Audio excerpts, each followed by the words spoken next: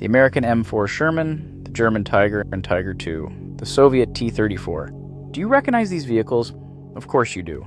Those tanks are what we most often see in movies and hear in war stories. But we should not forget the armored vehicles they feared to encounter the most, the tank destroyers. Although they may not look as scary or impressive as their prey, many tank crews were caught unaware and paid an expensive price by facing them. In this video, we will go over 8 best tank destroyers that proved themselves worthy in World War II. Number 8. Achilles, from Great Britain. The Achilles is a British variant of the American M10 tank destroyer. The main differences compared to its homologous are the introduction of the iconic British Ordnance 76.2mm gun and a slight extra armor of around 17mm to the front and sides of the vehicle. The 17-pounder anti-tank cannon was able to deal with the legendary Tigers and Panthers of the German forces, but had a far longer emplacement time prior to battle than the lighter 6-pounder due to its larger size. As a result, the British used the Achilles as a quickly deployable anti-tank gun, able to reinforce a position taken by infantry and defeat counterattacks. This was in line with the original design concept of the vehicle, intended to blunt German blitzkrieg attack tactics. Plus, even though the M10 is built on an M4 Sherman chassis, but with a more sloped armor able to resist shots of the German 50mm gun, the Allies preferred to use this tank destroyer only for defense purposes, leaving the offensive operation mostly to their tanks.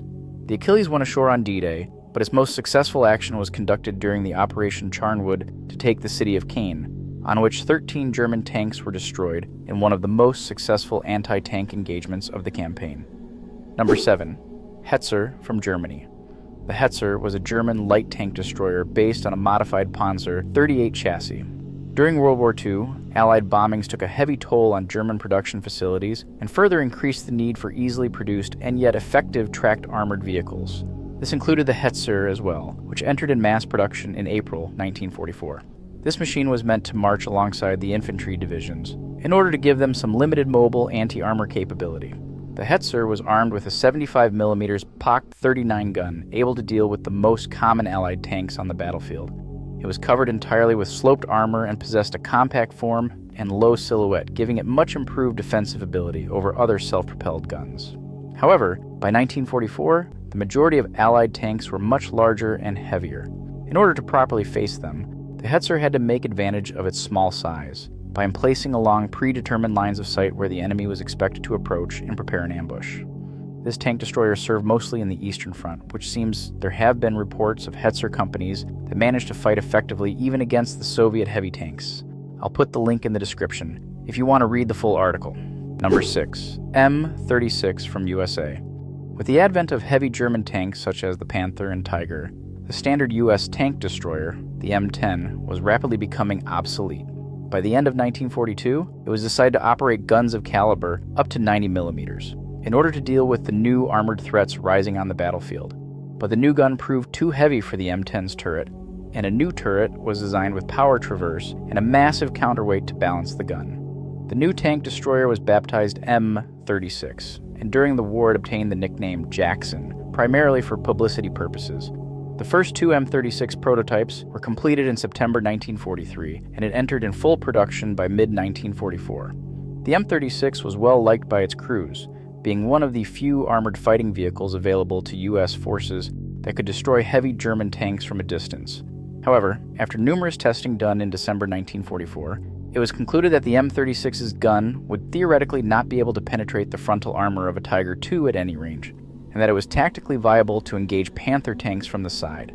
Even though this tank destroyer saw service in the U.S. Army as a replacement for the M10 during World War II, it has seen most of its action after 1945.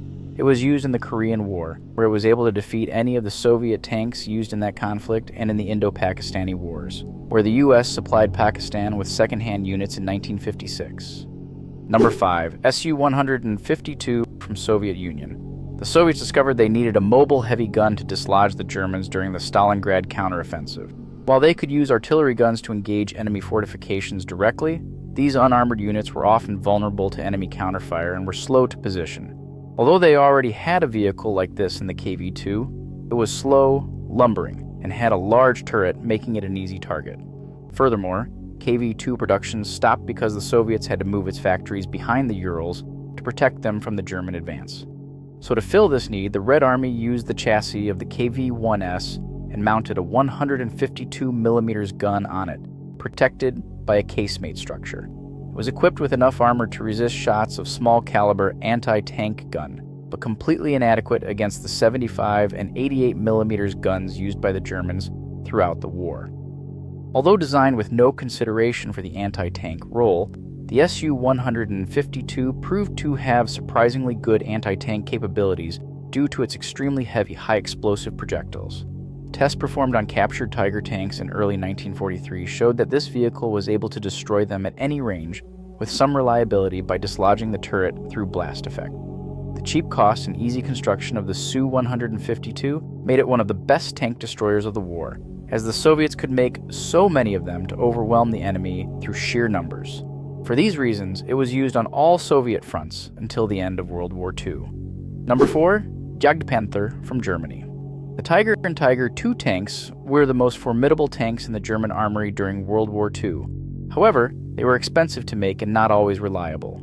The Germans wanted to create a self-propelled anti-tank weapon based on the same 88mm PaK-43 gun, so they designed the heavily armored Ferdinand and the lightly armored Nashorn. However, both tank destroyers performed poorly, necessitating the Jagdpanther. Based on the Panther medium tank, this tank destroyer had thick frontal and side armor, and furthermore, these armor plates were also highly angled, giving this tank destroyer maximum protection. This vehicle stands out because of its powerful main armament, which could penetrate virtually any Allied forces' fielded tank. The Jagdpanther served mainly on the Eastern Front, while in the West they were encountered in very small numbers during the Ardennes Offensive, the Battle of Kiel, and the Battle of Normandy. Germany made 413 units of this tank destroyer from 1944 until the end of World War II, but it couldn't field enough to change the direction of the war. Number 3. M18 Hellcat from USA. Despite being equipped with the same 76mm main gun as some variants of the much larger Sherman tank, the M18 attained a much higher top speed of up to 89 km/h by keeping armor to a minimum and using an innovative automatic transmission. It entered in production in 1943, but the first M18 saw combat service in mid-1944. The Hellcat was the most effective U.S. tank destroyer of the conflict, with the highest kill-to-loss ratio than any other tank or tank destroyer fielded by U.S. forces in World War II. One disadvantage of the M18 was the inconsistent performance of the 76mm gun against the thick and steeply sloped frontal armor of later German tank designs. This issue was somewhat remedied with high-velocity armor-piercing ammunition beginning in fall 1944. The 76mm gun with standard ammunition could penetrate the frontal turret armor of Panther tanks only at very close ranges, whereas with this new type of ammunition gave it a possibility of effectively doing it at ranges of about 1 kilometer. The first batch of M18 saw combat during the Italian campaign in 1944, as said earlier, but the Hellcat was equipped afterwards, pretty much in every U.S. anti-tank battalions, serving both in Europe and Pacific theaters. Number 2. Su-100 from Soviet Union. The Su-100 was introduced in October 1944 and quickly became popular with Soviet tank crews as its gun could penetrate virtually any German tank then in service, except the frontal armor of the Tiger II. It was armed with a 100mm anti-tank gun mounted on a T-34 casemate superstructure. The hull of the Su-100 had major improvements over its predecessor, the Su-85. The thickness of the front armor was increased from 45 to 75 millimeters with a constructional armor slope of 55 degrees, which forced tanks like the Panzer IV to engage it at very close ranges in order to take it down. The Su-100 especially saw extensive service during the last year of the war. It was widely used in Hungary in March 1945, when Soviet forces defeated the German offensive at Lake Balaton. Although not intended for it, the Su-100 was used in the Battle of Berlin as well, because its gun could deal with heavy fortifications.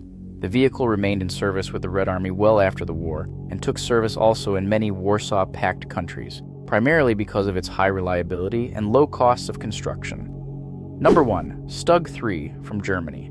If you've seen several World War II movies and shows, you've probably noticed this vehicle. It was the most produced German armored fighting vehicle in the war, with over 9,500 examples built. This tank destroyer proved very successful and served on all fronts, from Russia to North Africa and Western Europe to Italy. Because of their low silhouette, it was difficult targets to destroy and easy to camouflage and hide. The StuG III was built on a Panzer III chassis and started life as an assault gun for supporting infantry.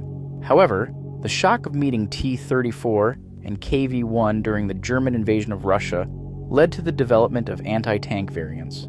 This tank destroyer was armed with a 75mm gun, capable of defeating 96mm of armor with a 30-degree incline at 500 meters. This was enough to penetrate the front armor of the M4, Sherman, T-34, and even the KV-1. Because of its ubiquity, the StuG III and its later variants continued serving on the front lines until the war's end. The Soviet Union also captured hundreds of StuGs, most ending up being donated to Syria. Those were used mostly against Israel in 1960, but by the time of the Six-Day War in 1967, many of them had been either destroyed, stripped for spare parts, or scrapped. Wait, don't leave yet. Even though we've covered the entire list, I would like to address 2 extra tank destroyers deployed during World War II. These by far are not considered top category, but I want to name them anyway as honorable mention. Let me know if you agree with me or if you would have chosen different vehicles. First, honorable mention, Archer from Great Britain. Even though this tank destroyer had so many deficiencies, I wanted to mention it for a couple of reasons. It was based on the hull of the obsolete Valentine tank, thus allowed the British to turn a proven, but old, hull back into something competitive, instead of design a new tank destroyer from scratch.